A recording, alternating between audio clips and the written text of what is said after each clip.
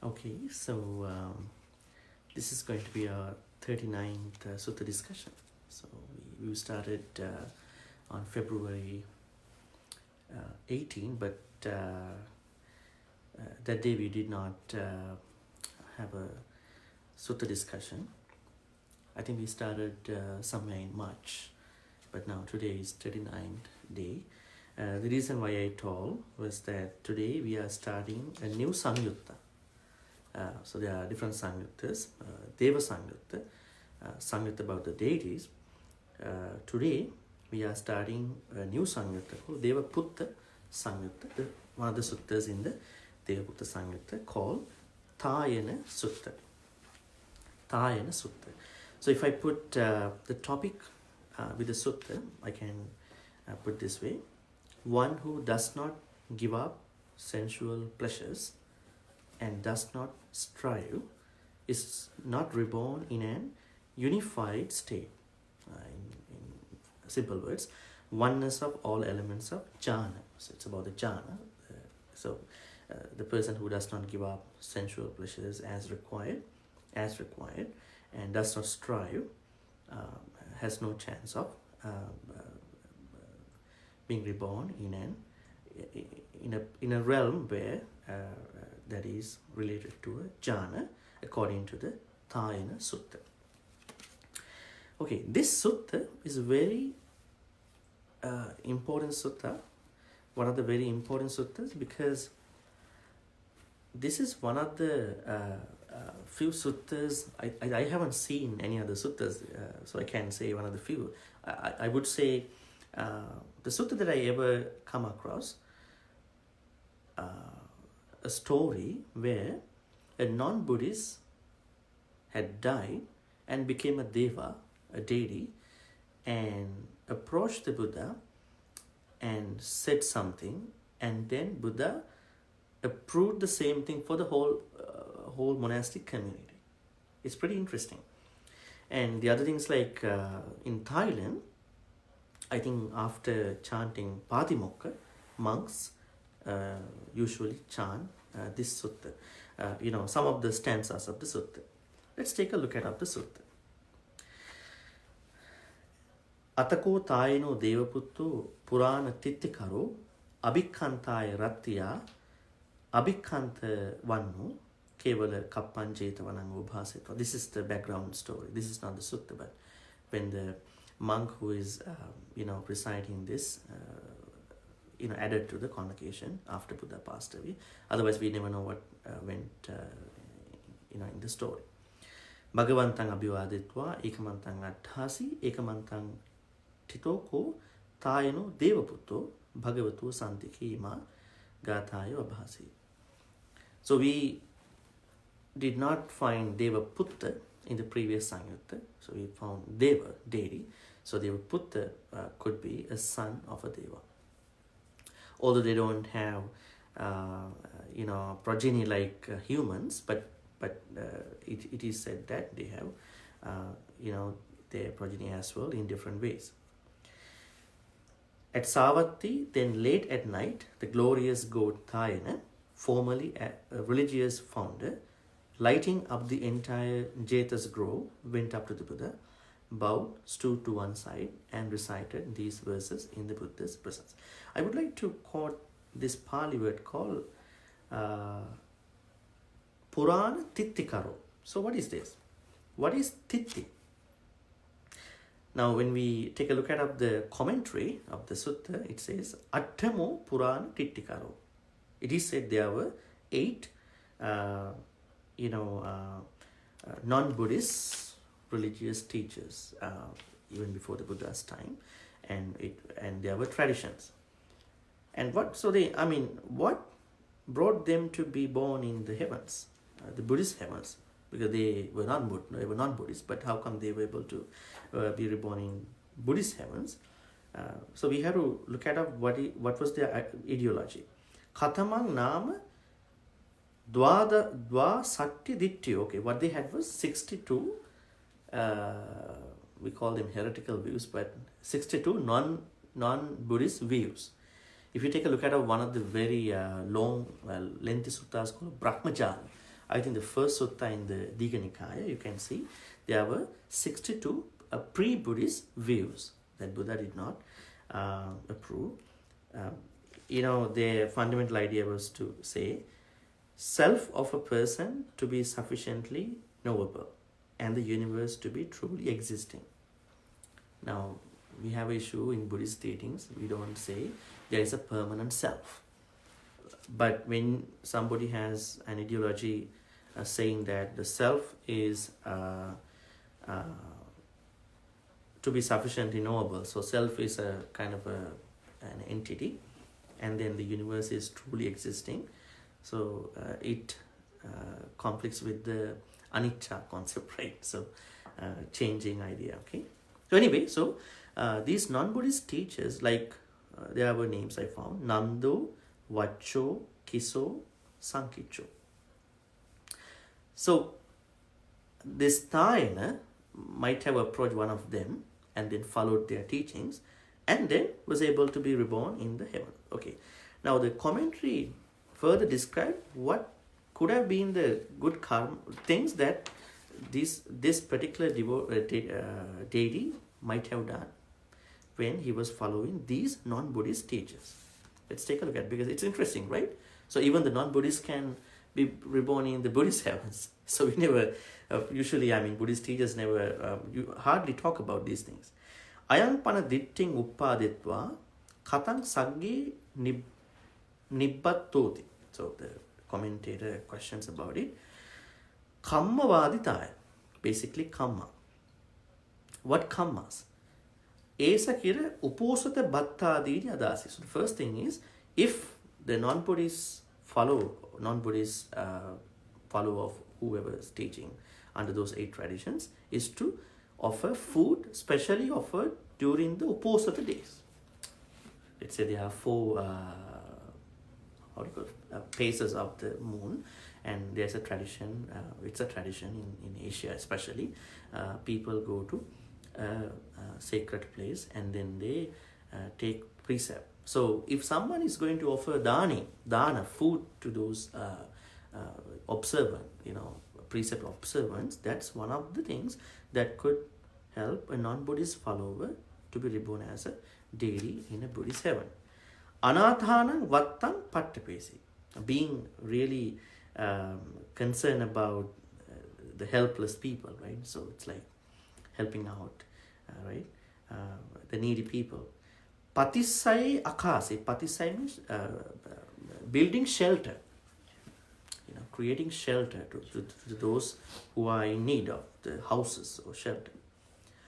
Pokkaraniyo kanapesi, building ponds, maybe watery places for those who need water. Anyampi bahum kalyanam akasi. Okay, so tassa nissandena sagge nibbato. So any other good thing that is beneficial to all the people.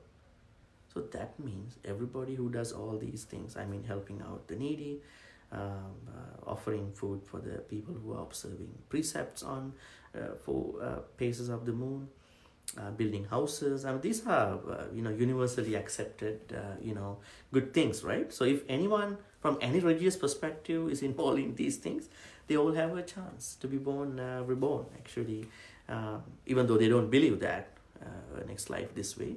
So they have a chance. So anyway, Tāyana has this perspective. That's how he approached the Buddha. Okay, what he got to say to the Buddha? Chinda sotang parakkamma kame panuda brahmana nappahaya muni kame nekatta mupapajjati. So, I think most of the stanzas are also can be seen in the Dhammapada, book. I don't know in which chapter, but you can see. Chinda sotang parakkam, strive and cut the stream. Strive is to, because I think we know what is Dhamma, most of us. Even you take a look at those who don't have a proper education about the Dhamma. They know what is good, normal stuff. But the problem is energy levels, keeping up with the energy level, consistency of our energy level. We know this is not good, but when we are lazy, we don't care about it. It is a big problem.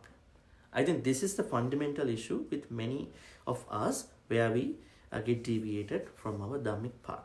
So we need to keep our energy levels consistent. I think we talked about this a few weeks ago. Keeping energy levels, energy for the Dhamma, practicing Dhamma, developing. Cut the stream. What is the stream in this preference? Stream means sota. Sota means tanha sota. So tanha is craving, right? So craving is a stream. So when there is a stream, what happens? It's gushing, right? It takes us down the stream, right? That's why Buddha says, my path is upstream, not downstream. The rest is going on a path which is downstream. They are dragged by the craving. They are going as how the normal other folks do. But I am going up.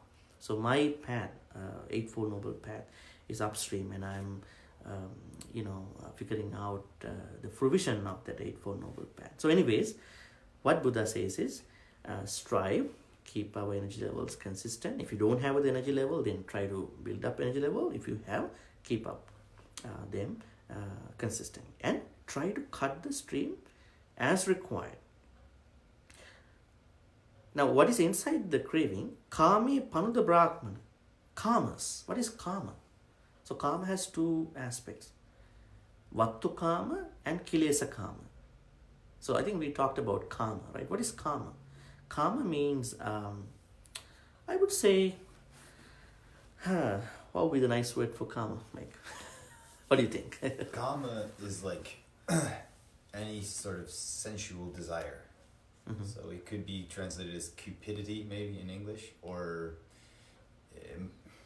it's roughly analogous to eros or lust, but it's not necessarily sexual. It could be for food or for entertainment, any kind of sensory input. Mm-hmm. Yeah. So desires, could be desires, because when it is broken down to two main kamas in the commentary, we understand there are two kamas, vattu kama, kilesa kama. I think we have needs, right? We all need a house or a place to stay. We need clothes. We need, what else we need?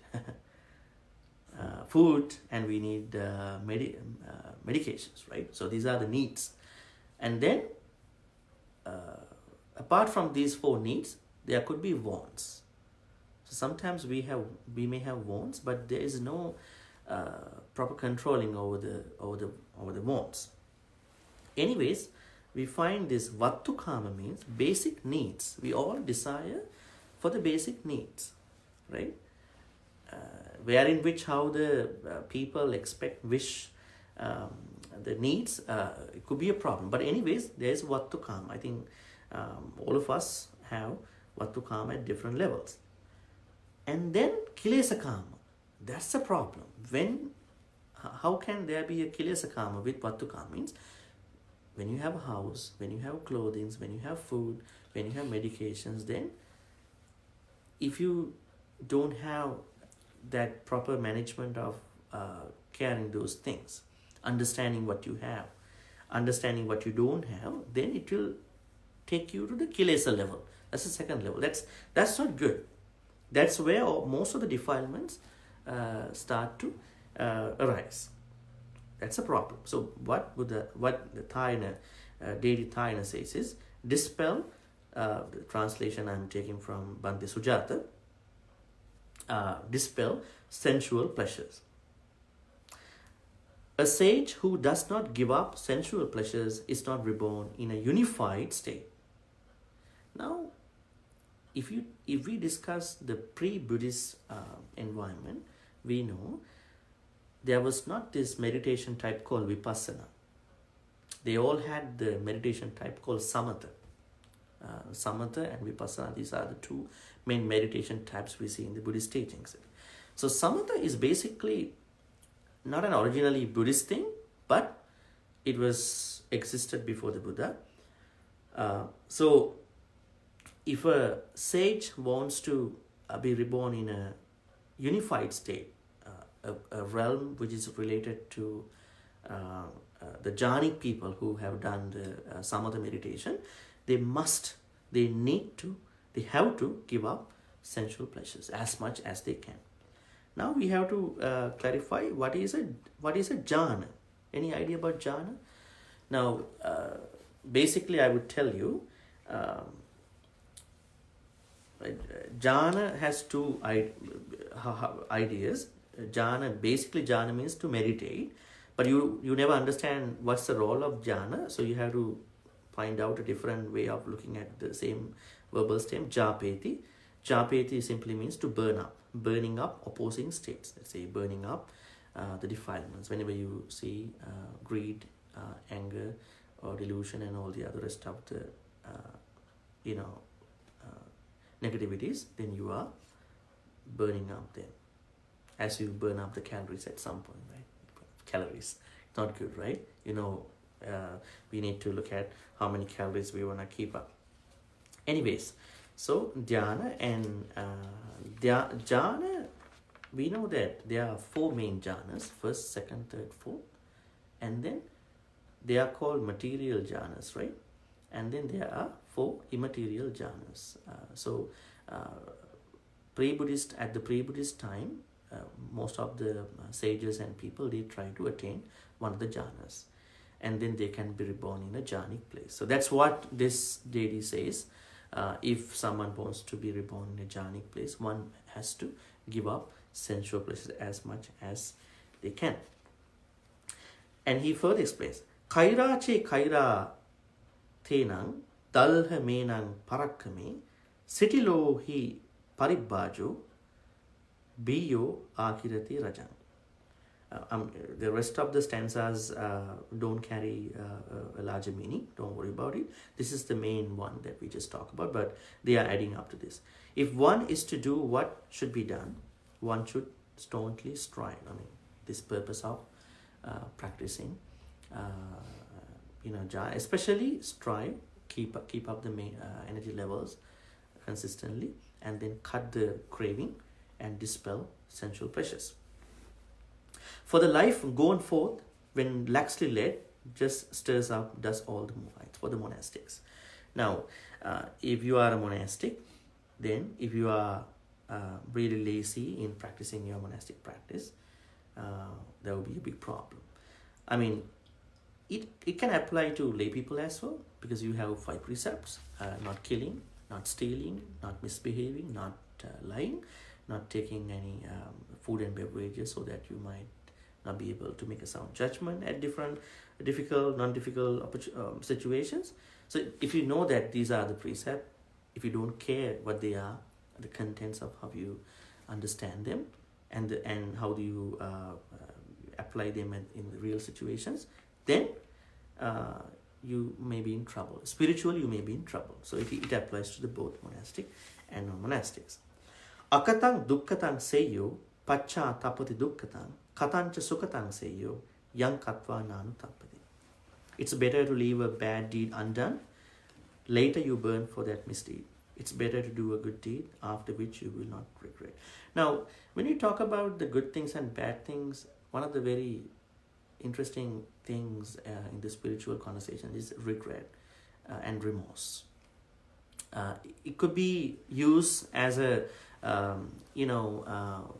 as a reminder. Let's say, okay, for example, if I know there is something like I might fall prey, at the same time, if I can look at the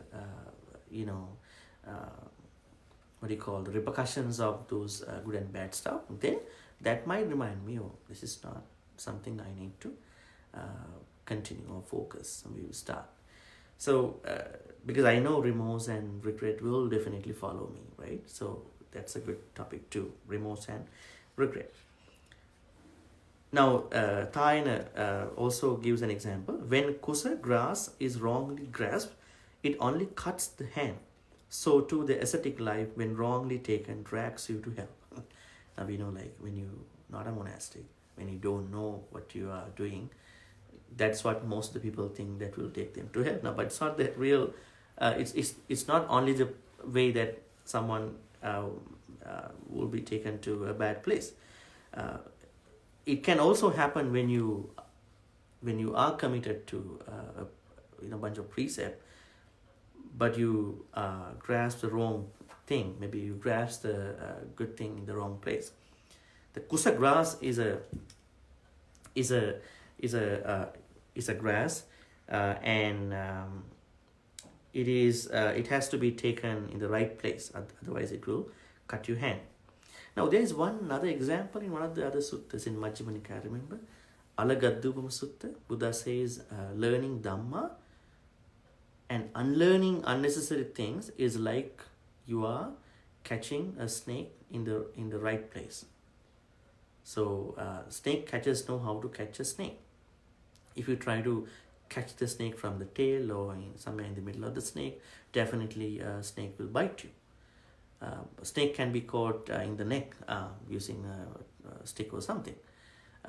In the same way, if you want to learn Buddhism, but you learn the wrong stuff, maybe you start from a wrong place, maybe you get the learn Dhamma from a wrong person, it will definitely bite you and destroy you. In that place, I would say it is better you don't learn Dhamma. If you don't find the right place, right teacher, right books, it's better not to touch Dhamma. But if you really want to study Dhamma, like how you've been practicing, then you really want to focus on the authentic, real, true Dhamma. That will really help you feel understandable. The last stanza here. Yankincha sitilang kammang sankilitancha yang watang sankasarang brahmacharyang natang hoti mahappalanti. Any lax act, so any act that you do without proper good effort, any corrupt observance or suspicious spiritual life is not very fruitful. So it's about the nature when someone is not pursuing the spiritual life well. And then what happens? That's what the god Tāyana said. Then he bowed and respectfully circled the Buddha, keeping him on his right side before disappearing right there. Then when the night had passed, the Buddha told the mendicant, the other monks, all that happened, and he approved all these stanzas, and he said to the monks, and at the end of the teaching, Buddha says a very important statement. Uggahata bhikkhave Tāyana gātā. So the stanzas given by Tāyana, deity Tāyana, you need to memorize the verses of Tāyana. So he is telling the monks. So that means they are very important. Pariya punata bhikkhave Tāyana gātā. Remember the verses of Tāyana. Dhareta bhikkhave Tāyana gātā. These remember. And Atta Sanghita bhikkhave Tāyana gātā. These verses are beneficial. Adi brahmachari khati. And relate to the fundamentals of the spiritual life. Okay. So that means Buddha gave a full endorsement of what deity Tāyana said. So as you can see, this sutta is very interesting. The first thing that I see in terms of it showing me as very special is that Tāyana was a non-Buddhist follower, and he approached one of the non-Buddhist teachers, and it did not stop him being reborn in a good place after he passed away. That he was reborn in the same Buddhism. That, I mean, somebody may start a conversation about this. Maybe the heavens that we all talk about could be the same. That's why this individual also was reborn in the same heaven. Anyway, so that's one thing. At the same time, about the spiritual life of both lay people and the monastic individuals. So one has to seriously consider, keep up with maintaining one's energy levels for the spiritual path, and try to cut the craving as much as one can. At the same time, dispel unnecessary sensual pleasures towards those objects, So that will really help us to keep us really calm, organized, and really, good people in understanding Buddha's teachings. Okay, any questions?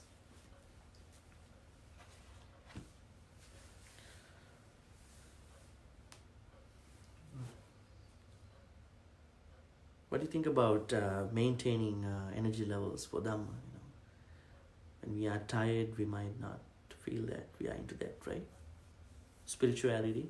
Mm-hmm. I feel like the key to that is to view spiritual practice as something which must be undertaken because it's a duty or an obligation, not because of an expectation of reward. Because if you expect a reward and you're going every day, okay, I'll practice meditation because I can get something. Mm-hmm. Okay, give dana because I'll get married. Like an immediate benefit of anything. So. And then if you don't see anything, you go, well, okay, never mind. And then you lose your persistence.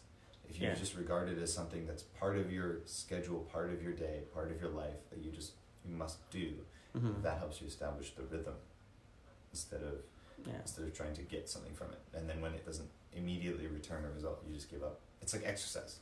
Yeah. If you just exercise for a week and then you say, why am I not super buff?